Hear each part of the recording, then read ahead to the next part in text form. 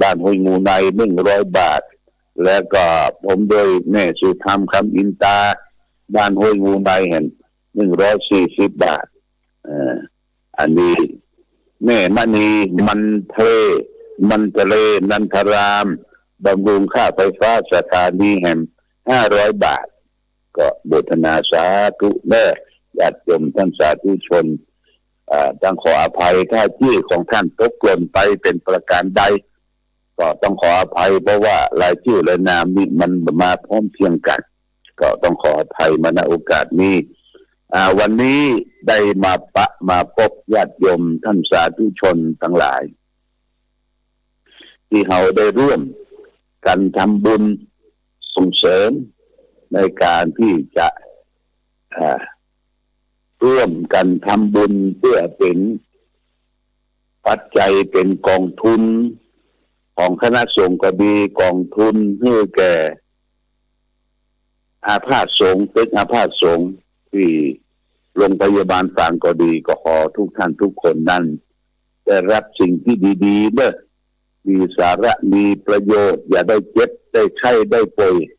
การเจ็บไข้ได้ป่วยนั้นมันเป็นทุกข์ทรมานทุกข์ทรมานอย่างเช่น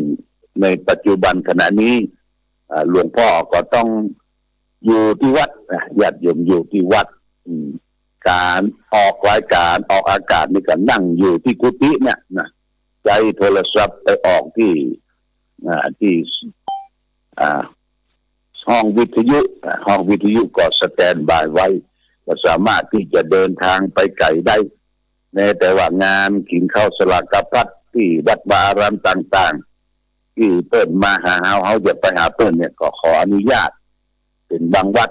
อย่างตะวานีวัดปทุมวาดหนองบัวก็อนุญาตว่าไปนั่งเมินบ่ใครได้เตื้อตั้งข้อแข้งเนี่ยมันพอบแพทย์บ่ได้เตื้อญาติโยมเนี่ยเอาก็ต้องรักษาตัวเองให้หยุดเสียภาพดีขึ้นเรื่อยๆญาติโยมกำลังจะเตียวต่อแตะนะกำลังจะสวะไม้เต้าหมอก็บอกว่าจะไปยันนักหลวงพ่อเพราะว่าเล็กมันอยู่ในข้อแข้งนั่นน่ะดามเหล็กไว้ที่ข้อแข้งนี่ก็แจ้งญาติโยมท่านสาธุชนทั้งหลายวันพรุ่งนี้เป็นวันพระวันศีลเนตวันพระวันศีลเดือน12เป็นใบยังบ่ได้ตามโกเข้าขันเข้าคือพ่อคือแม่คือญาติโหโยติกาสรรพสัตว์ทั้งหลายที่เฮาได้กินเนื้อได้ค้ำขาราวีได้ใจการใจงานสัตว์เลี้ยงก็ตามสัตว์ที่ใจแรงงานของเฮาที่ผ่านพ้นมาก็ตามไม่ไปตามหาเด้อตามหาเทวบุตรเทวดาสรรพสัตว์ทั้งหลายพ่อแม่ญาติโหโยติกาหรือญาติพี่น้องที่เขาได้ฝันถึงเขานะฝันถึงเขาเนี่ยเขาให้รับของจริงของตาลมาเข้านิมิตกับฝันเราเลยท่านทั้งหลายก็เขาดอกไม้เอาเข้าน้ำโภชนาหารไปกินไปทานเด้อวันพรุ่งนี้เป็นวันเดือน12เป็นวันนี้ขึ้น14ค่ำเป็นวันโกนวันนี้ทุกเจ้าพระสงฆ์องค์เนรก็จะโกนผมละญาติโยมนะโกนผม1 เดือนไม่จะโกนครั้งนึง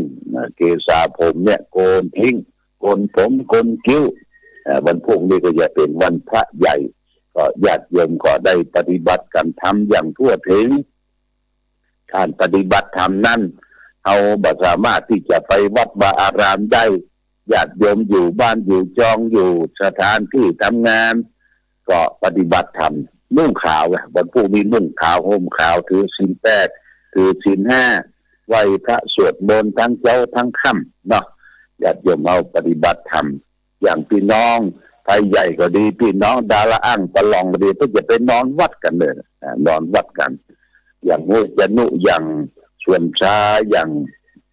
ห้วยบักเบี้ยมเนี่ยที่นอนวัดก็ว่าดีนะญาติโยมเพิ่นไปนอนกันปะลองเนี่ยนะเพิ่นไปนอนวัดนอนวาจำศีลภาวนาไปนับลูกประคำนี่เข้าถึงพุทธธรรมอย่างแท้จริงเอาละวันนี้รายการธรรมะประทีปส่องต่างได้มาพบกับญาติโยมท่านสาธุชนทั้งหลายก็พอสมควรแก่กาลเวลาโอกาสนี้ก็ขอญาติโยมสาธุชนทุกท่านจงได้มีความสุขมีความเจริญมีความรุ่งเรืองความวัฒนาถาวรประกอบไปด้วยจตุรพิธพรใจทั้ง4ประการ